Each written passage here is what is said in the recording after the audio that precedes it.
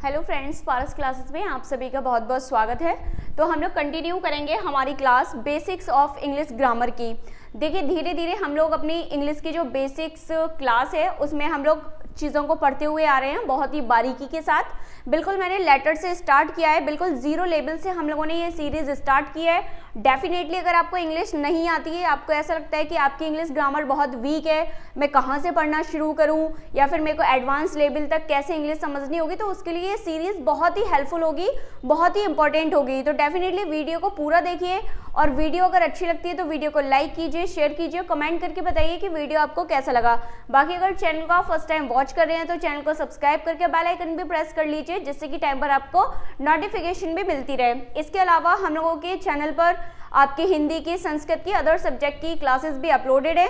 आप लोग वो क्लासेस भी देखकर आपकी किसी भी एग्जाम की तैयारी कर सकते हैं। चलिए स्टार्ट करेंगे हम लोग आपकी क्लास।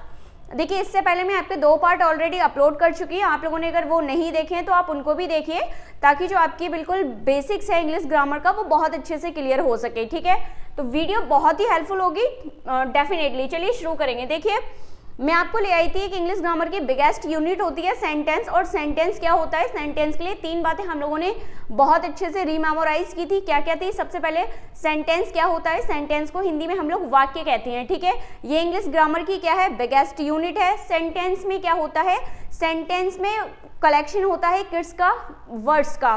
तो यानी कि a group of words which make a complete mean, that is called sentence. Sentence क्या होता है, वर्ड्स का ग्रुप होता है। और फिर वहीं सेंटेंस के वर्ड्स को जब हम अलग अलग कैटेगरी में डिफाइन करते हैं तो वहां से एक हमारा सब टॉपिक निकल के आता है, पार्ट्स ऑफ स्पीच। यहाँ तक की बात मैं आपसे कर चुकी थी। अब जरा थोड़ा आगे की चीजें और समझते हैं। देखिए, किसी सेंटेंस में यूज होने वाले जो वर्ड्स हैं हम उन्हें 2 बेसिस पे जज करते हैं। या तो हम उसे जज करते हैं पार्ट्स ऑफ स्पीच के बेस पे, या फिर हम उसे जज करते हैं फंक्शन ऑफ द वर्ड, यानी कि उस वर्ड का उस सेंटेंस में क्या फंक्शन है उसके बेस पर हम उसे जज करते हैं। ठीक है, तो इतनी बात हम लोगों ने कल कर ली थी। और मैंने आपको ये भी बता दिया था कि जब हम किसी वर्ड को उसके फंक्शन के बेस पे जज करते हैं, किसी शब्द को, वर्ड का मतलब किससे है, शब्द से, फंक्शन का मतलब किससे है, उसके कार्य से। यानी कि जब कोई वर्ड हम किससे जज कर रहे हैं, उसके कार्य के बेस पर हम जज कर रहे हैं, तो फिर वो जनरली 5 तरीके से क्या करता है, फंक्शन करता है किसी सेंटेंस में। वो 5 पार्ट आपके कौन कौन से हैं, तो वो किसी सेंटेंस में सब्जेक्ट का काम कर सकता है, वो किसी सेंटेंस में वर्ब का काम कर सकता है, या फिर कोई वर्ड हो सकता है किसी सेंटेंस में किसका वर्क कर रहा हो, ऑब्जेक्ट का वर्क कर रहा हो, या फिर हो सकता है किसी सेंटेंस में कोई वर्ड कॉम्प्लीमेंट का काम कर रहा हो, या फिर हो सकता है कोई वर्ड जो है उस सेंटेंस में एडवर्बियल का काम कर रहा हो। ठीक है, इतनी तो बात हमने कर ली थी। अब जरा मैं छोटा छोटा इंट्रोडक्शन इन सब चीज़ों का देती हूँ, ताकि अभी मैं आपको इस लेवल तक ला पाऊँ कि अभी सेंटेंस जब मैं आपके सामने लिखूँ आप उसमें ये फाइंड आउट कर पाएँ कि अगर उस सेंटेंस में यूज होने वाला कोई वर्ड है तो एक तो पार्ट ऑफ स्पीच के बेस पे वो कौन सी पार्ट ऑफ स्पीच का रोल प्ले कर रहा है वो आपको समझ आ सके, और दूसरा आप ये भी बता सकें कि पार्ट ऑफ स्पीच होने के साथ साथ वो किसका फंक्शन प्ले कर रहा है उस सेंटेंस में। ठीक है, यानी कि वो वर्ड किसकी तरह काम कर रहा है उस सेंटेंस में। ठीक है, तो वो आप कब पता कर पाएंगे, जब आपको ये सारी चीजें क्लियर होंगी। ठीक है, चलिए अब सबसे पहले मैं आपको समझाती हूँ ये सब्जेक्ट क्या होता है। ठीक है, कोई वर्ड अगर किसी सेंटेंस में सब्जेक्ट का काम करता है तो कब हम उस वर्ड को एक सब्जेक्ट कहेंगे वो जरा समझते हैं। ठीक है, बहुत ही इजी लैंग्वेज में, बहुत ही फैमिलियर लैंग्वेज में हम लोग सारी चीज़ों को समझने की कोशिश करेंगे। ठीक है, चलिए सबसे पहले देखिए, सब्जेक्ट को क्या कहा जाता है, कर्ता कहा जाता है। ठीक है, क्या कहा जाता है, कर्ता। कर्ता का मतलब ही क्या है, कार्य को करने वाला। अब कार्य से मतलब क्या होता है इंग्लिश ग्रामर में, कार्य से मतलब होता है किसी क्रिया को करने वाला, यानी कि वर्ब। किसको करने वाला, वर्ब को करने वाला, या फिर एक्शन को करने वाला। तो किसी भी सेंटेंस में जो वर्ब को करने वाला है या जो किसी एक्शन को करने वाला है वो क्या कहलाता है, वो कहलाता है सब्जेक्ट। क्या कहलाता है, सब्जेक्ट कहलाता है। ठीक है, तो बहुत ही, अगर इसको हम इजी वे में डिफाइन करने की कोशिश करें कि सब्जेक्ट क्या है, कर्ता क्या होता है किसी सेंटेंस में, तो हम क्या कह सकते हैं, डूअर ऑफ द एक्शन या doer of the verb. Doer का मतलब क्या है, करने वाला, और क्या करने वाला, एक्शन। एक्शन यानी कि जो उसमें कार्य हो रहा है वर्ब यानी क्रिया, किसी सेंटेंस की क्रिया को करने वाला उस सेंटेंस का क्या कहलाता है, उस सेंटेंस का सब्जेक्ट कहलाता है, उस सेंटेंस का कर्ता कहलाता है। इतनी बात क्लियर है? अभी नहीं क्लियर है, थोड़ा और समझते हैं। मान लीजिए जनरली मैं आपसे कोई सेंटेंस बोलती हूँ, मान लीजिए राम एक पत्र लिखता है। मान लीजिए हम लोगों ने कहा राम एक पत्र लिखता है, राम राइट्स ए लेटर। हम लोगों ने क्या कहा, राम राइट्स ए लेटर। अब आप लोगों से ये पूछा जा रहा है, थोड़ा यहां मैं लिख के आपको बताती हूँ, देखिए राम राइट्स ए लेटर। मान लीजिए हम लोगों ने ये लिखा, अब राम राइट्स ए लेटर, सबसे पहले आपको इसमें ये फाइंड आउट करनी है, अगर आप किसी सेंटेंस का सब्जेक्ट पता करना चाहते हैं तो आप वो एक्शन पता कर लीजिए, आप वो वर्ब पता कर लीजिए कि उस सेंटेंस में क्या काम हो रहा है। तो किसका काम हो रहा है, राइट यानी लिखने का काम हो रहा है। अब ये लिखने का काम कौन कर रहा है, जरा सोचिए, एक लेटर लिखने का काम करेगा या राम लिखने का काम करेगा, क्या लिखने का काम करेगा? तो भाई राम ही तो क्या लिख रहा है, राम ही तो पत्र लिखता है। Ram writes a letter, Ram एक पत्र लिखता है। अब आपको पता चला कि जो लिखने का काम है वो किसने किया, वो किया राम ने।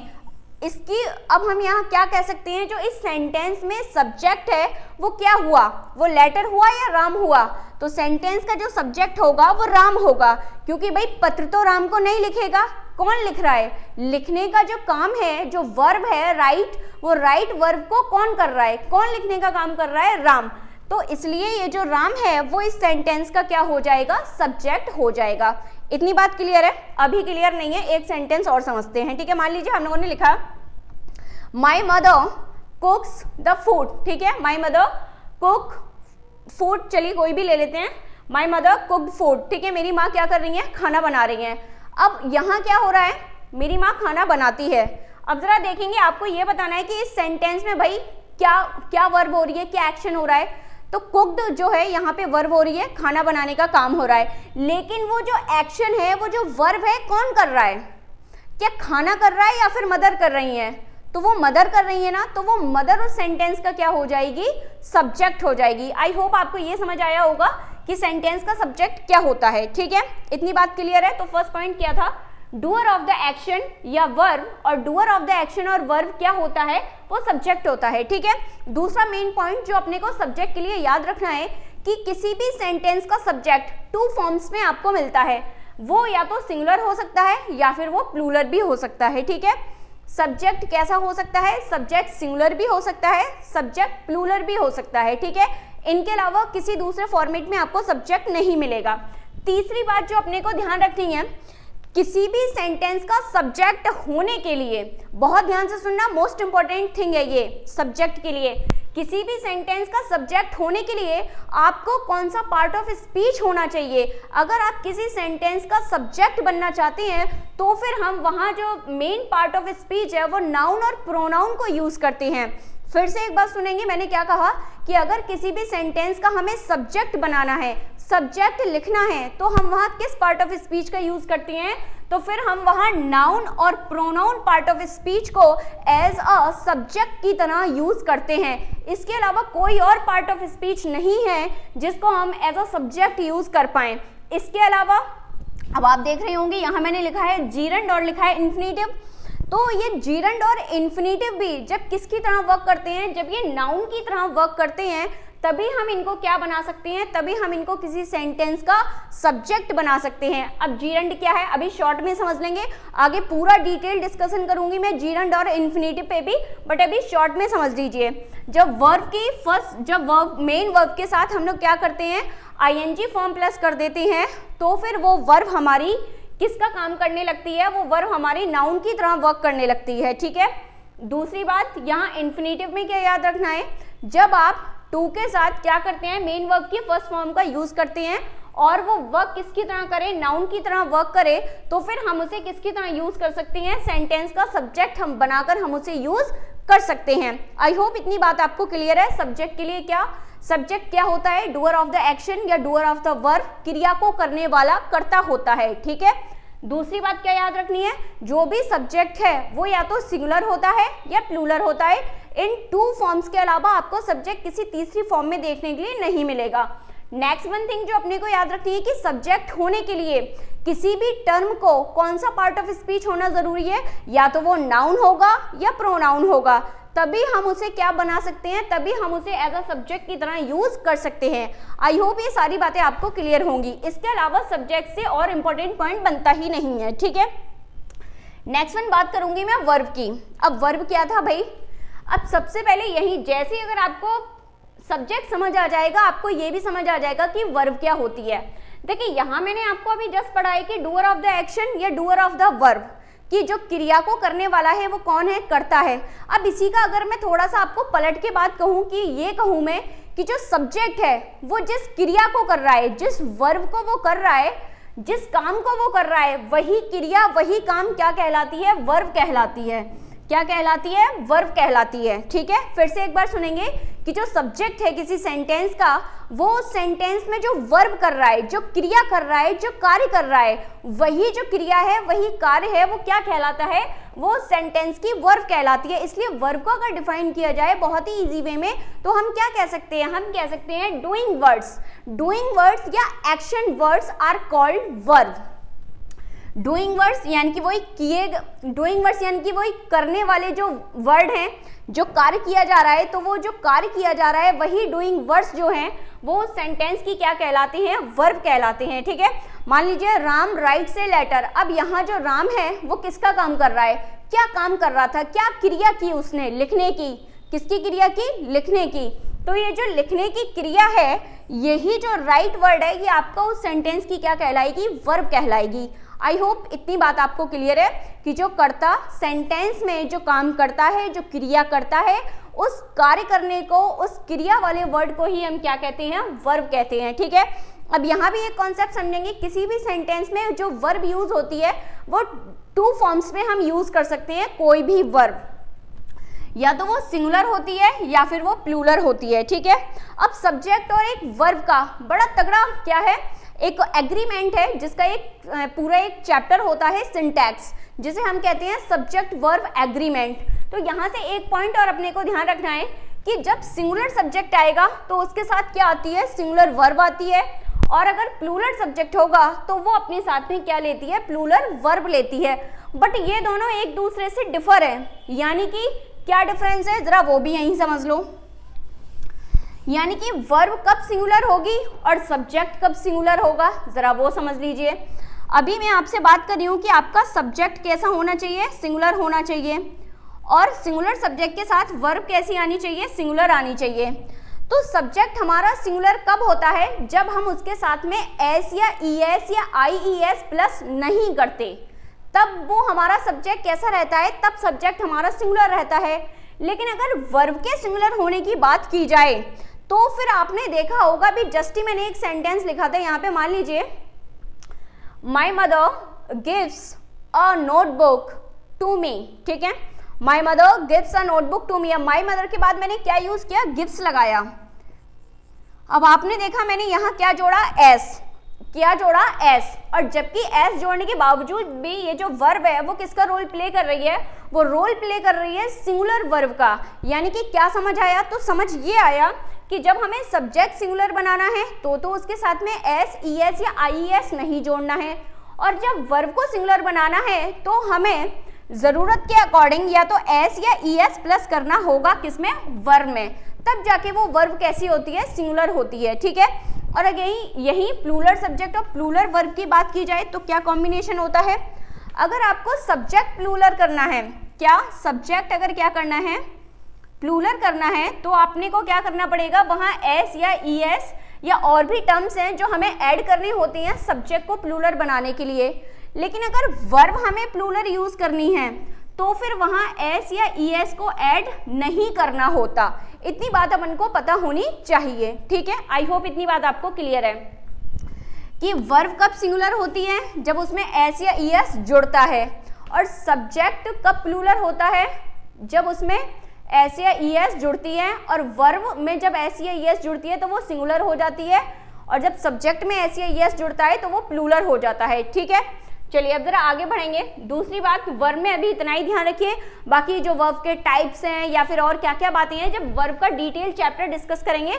अभी तो ये मैं केवल आपको छोटा छोटा इंट्रोडक्शन दे रही हूँ, ताकि अभी आपको ये सेंटेंस जब लिख दिया जाए और आपसे ये कराया जाए कि सेंटेंस के वर्ड को आइडेंटिफाई कीजिए कि इसमें कौन कौन सा पार्ट ऑफ स्पीच वाला वर्ड है और कौन कौन सा वर्ड किस किस का रोल प्ले कर रहा है, मतलब वो फंक्शन किसकी तरह कर रहा है, आप उसको बताने के लिए क्या हो पाए, आप कैपेबल हो पाए, आप स्ट्रांग हो पाए। ठीक है, तो उसके लिए मैं आपको अभी इंट्रोडक्शन करा रही हूँ इन सब चीज़ों का। ठीक है, चलिए अब बात करते हैं किसके, ऑब्जेक्ट की। ऑब्जेक्ट क्या होता है, ठीक है, सबसे पहले तो समझेंगे कि ऑब्जेक्ट आता कब है। सबसे पहले तो हर सेंटेंस में, जरूरी नहीं है कि हर सेंटेंस में ऑब्जेक्ट आए। ठीक है, तो कहाँ जरूरत पड़ती है सेंटेंस की, तो जरा समझेंगे। ट्रांजिटिव वर्ब्स नीड नाउन और प्रोनाउन। जो ट्रांजिटिव वर्ब होती हैं, अब ट्रांजिटिव वर्ब का मतलब क्या है, इसको भी और इजी लैंग्वेज में समझिए जरा।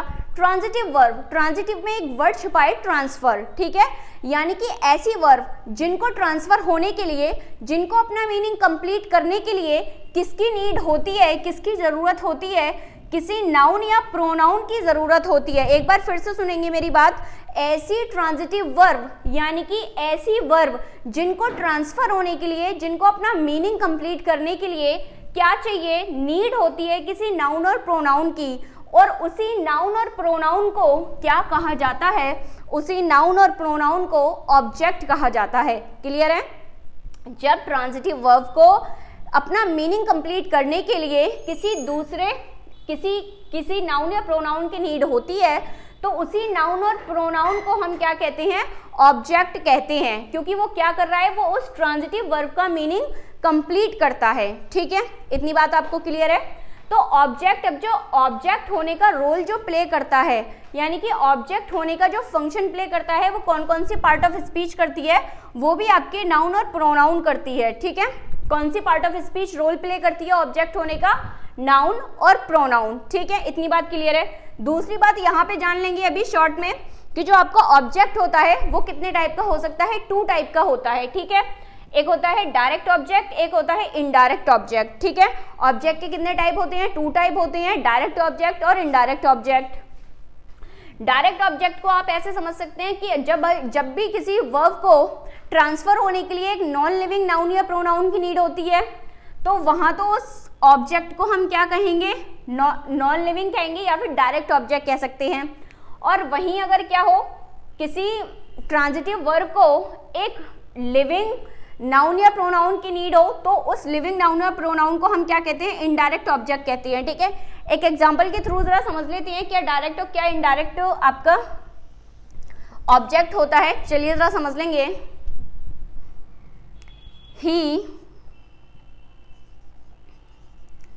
He gave me a new car। चलिए एक सेंटेंस लिखा, हम लोगों ने क्या देखा, he gave me a new car। अब यहाँ अगर बात की जाए, gave यानी कि वर्ब है, ट्रांजिटिव वर्ब है, gave me यानी कि क्या, अब इसने मीनिंग कंप्लीट किया कि भाई दिया, अब किसे दिया, मुझे दिया। तो ये जो मी है यहाँ किसका काम कर रहा है, ऑब्जेक्ट का काम कर रहा है। और क्या दिया, अ न्यू कार, ये भी किसका काम कर रहा है, ऑब्जेक्ट का काम कर रहा है। ठीक है, he gave me किसका काम कर रहा है, ऑब्जेक्ट का। अ न्यू कार, और न्यू कार भी किसका रोल प्ले कर रही है, ऑब्जेक्ट का। अब यहाँ ये देखना है कौन सा डायरेक्ट ऑब्जेक्ट है, कौन सा इनडायरेक्ट ऑब्जेक्ट है। तो जस्ट ही मैंने इसको इजी करने के लिए आपको बताया कि जो नॉन लिविंग थिंग होगी वो डायरेक्ट ऑब्जेक्ट होगा, और जो लिविंग थिंग होगी वो क्या होगा, वो इनडायरेक्ट ऑब्जेक्ट होगा। तो नॉन लिविंग क्या है, मी नॉन लिविंग है या ए कार नॉन लिविंग है, तो नॉन लिविंग क्या है, अ न्यू कार, ये हमारा कैसा ऑब्जेक्ट हो जाएगा, डायरेक्ट, और जो मी है वो आपका कैसा ऑब्जेक्ट हो जाएगा, इनडायरेक्ट। ठीक है, तो ये इनडायरेक्ट ऑब्जेक्ट है और ये आपका डायरेक्ट ऑब्जेक्ट है। किसी भी सेंटेंस में आपका कोई सिंगल ऑब्जेक्ट आ सकता है, और हो सकता है किसी सेंटेंस में आपके दोनों ऑब्जेक्ट आ जाएं। ठीक है, चलिए तो ये डिपेंड करता है आपके सेंटेंस पर। आगे और चीजें देखेंगे जरा, देखिए। तो आई होप ऑब्जेक्ट क्लियर है। और ऑब्जेक्ट जो एक यहाँ और देख लेंगे, एक पॉइंट और लिखा है, जो ऑब्जेक्ट का रोल प्ले करती है वो कौन सी पार्ट ऑफ स्पीच करती है, तो ऑब्जेक्ट का भी जो रोल प्ले करती है वो नाउन और प्रोनाउन करेगी। ठीक है, यहाँ भी जीरंड और इन्फिनेटिव जब एज अ नाउन वर्क करते हैं तो वो किसकी तरह यूज हो सकते हैं, तो वो ऑब्जेक्ट की तरह यूज हो सकते हैं। मेरी बात एक बार फिर से सुनेंगे, मैंने क्या कहा कि आपके किसी ऑब्जेक्ट का जो रोल प्ले करती है वो कौन सी पार्ट ऑफ स्पीच करती है, नाउन और प्रोनाउन करती है। और जब इन्फिनेटिव और जीरंड भी किसकी तरह रोल प्ले करते हैं, वो आपका रोल प्ले करते हैं किसका, नाउन और नाउन का, तो वो किसकी तरह वर्क कर सकते हैं, तो फिर वो भी ऑब्जेक्ट की तरह यूज किए जा सकते हैं। ठीक है, इतनी बात आपको क्लियर है। नेक्स्ट वन पॉइंट क्या है, कॉम्प्लीमेंट। देख लिये कॉम्प्लीमेंट में ऑलरेडी एक वर्ड छिपा हुआ है कंप्लीट, यानी कि ये क्या करता है, कंप्लीट्स द मीनिंग, कंप्लीट करता है मीनिंग को। अब किसके मीनिंग को, इनकम्प्लीट प्रेडिकेशन वाली वर्ब के मीनिंग को कंप्लीट करता है। और दूसरी बात, ये हमें कुछ ना कुछ बताता है, ये told something about a subject और एन ऑब्जेक्ट। कॉम्प्लीमेंट क्या करता है, एक तो इनकम्प्लीट प्रेडिकेशन वाली वर्ब के मीनिंग को कंप्लीट करता है, और दूसरी बात क्या करता है, या ये तो किसी सब्जेक्ट को कंप्लीट करेगा या फिर किसी ऑब्जेक्ट के मीनिंग को कंप्लीट करेगा। इसी के बेस पे जो आपकी कॉम्प्लीमेंट हो जाती हैं वो भी टू टाइप की हो जाती हैं, एक हो जाता है सब्जेक्टिव कॉम्प्लीमेंट और एक हो जाता है आपका ऑब्जेक्टिव कॉम्प्लीमेंट। ठीक है, ऑब्जेक्टिव कॉम्प्लीमेंट। अब कब सब्जेक्टिव कॉम्प्लीमेंट होगा, कब ऑब्जेक्टिव कॉम्प्लीमेंट होगा, जरा वो भी देख लेते हैं। देखिए सब्जेक्टिव कॉम्प्लीमेंट का मतलब है, मान लीजिए मैंने आपसे ये कह दिया Radha is a doctor.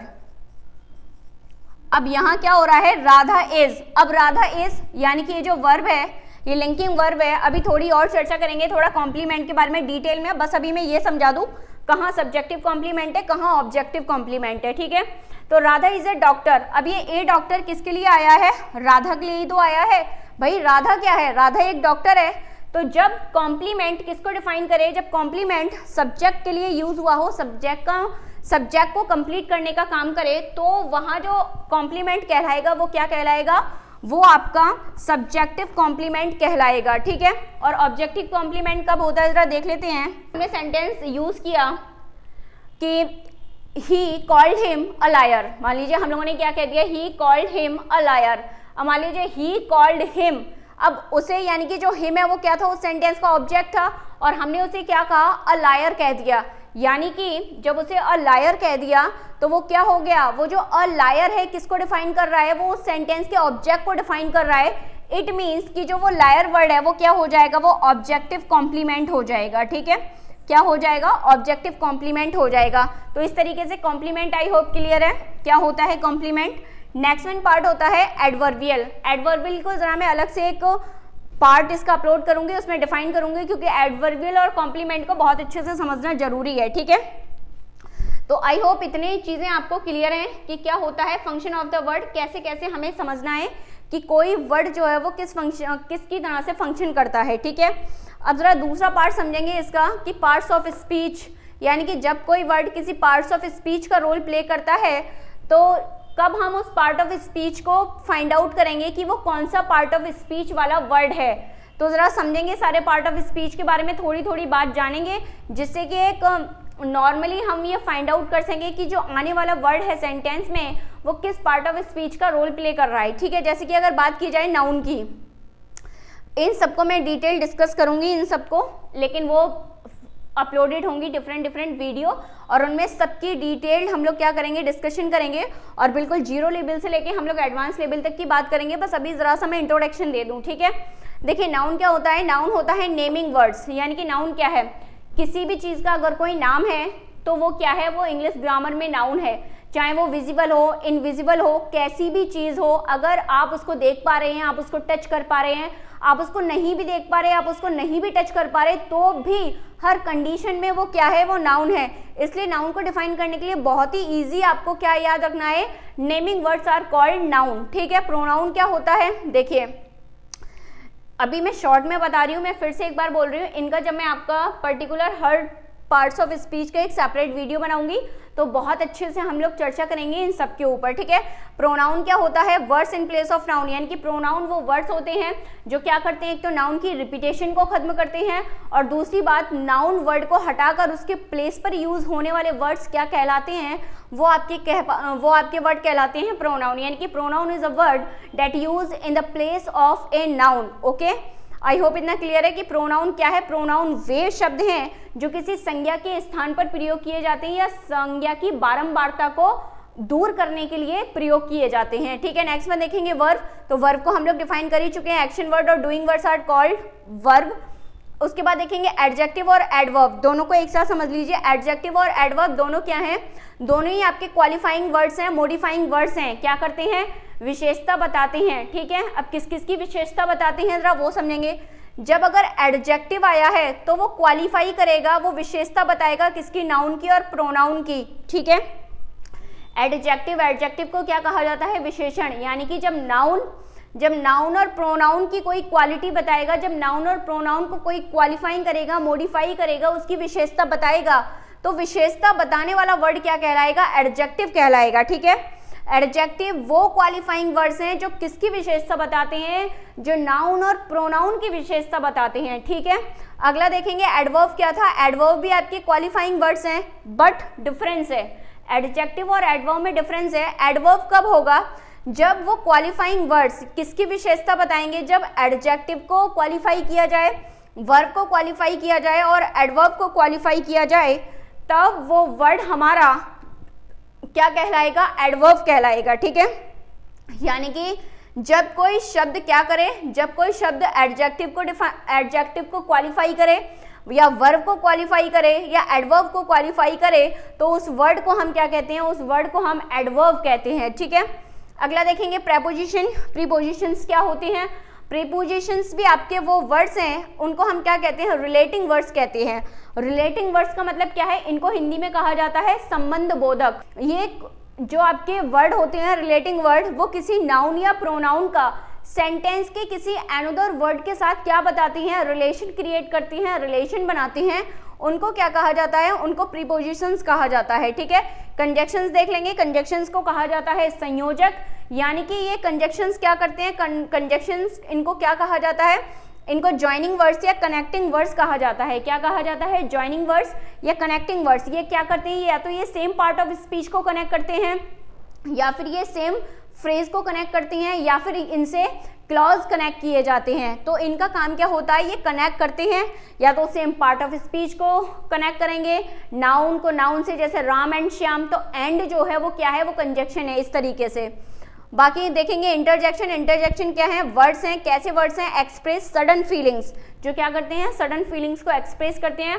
I hope इन सारी बातों को बहुत शॉर्ट में हम लोगों ने काफ़ी अच्छे से सीखा, तो वीडियो बहुत ही हेल्पफुल होगी। बाकी इसके बाद अब मैं हर टॉपिक पे एक डिटेल वीडियो लेके आने वाली हूँ, बिल्कुल जीरो लेवल से स्टार्ट करते हुए बिल्कुल कैसे हमारे कॉम्पिटिटिव एग्जाम्स में क्या एरर्स वगैरह आती हैं, वो सारी चीज़ों को हम उनमें इंक्लूड करेंगे।